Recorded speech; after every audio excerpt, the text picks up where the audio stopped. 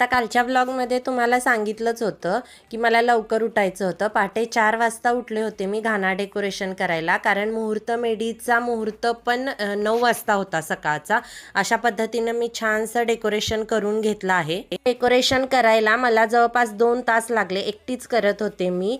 त्याच्यानंतर इथं मुहूर्त मेढीची पूजा सुरू होती. आता मुहूर्त मेढीसाठी माझ्या लहान भावाचं आणि बहिणीचंच नाव निघालं होतं, म्हणून त्यांच्या हस्ते ही पूजा सुरू होती. इथं ते दोघं नवीनच असल्यामुळे सगळेजण सांगत होते त्यांना की कशी पूजा करायची. घरात सगळेजणच कामात होते, सगळ्यांचंच काही ना काहीतरी सुरू होतं. कोण हळदी कुंकू आलेलं सोडत होतं, कोण गारवा वाटत होतं. अशी कामं सुरू होती प्रत्येकाची. माझ्याकडे तर एक काम ठरलेलंच असतं प्रत्येक लग्नात. आता ते काम कोणतं ते मी सांगेन पुढच्या व्लॉगमध्ये. आता इथं मी आणि माझी बहीण मुहूर्त मेढीचं औक्षण करत होतो.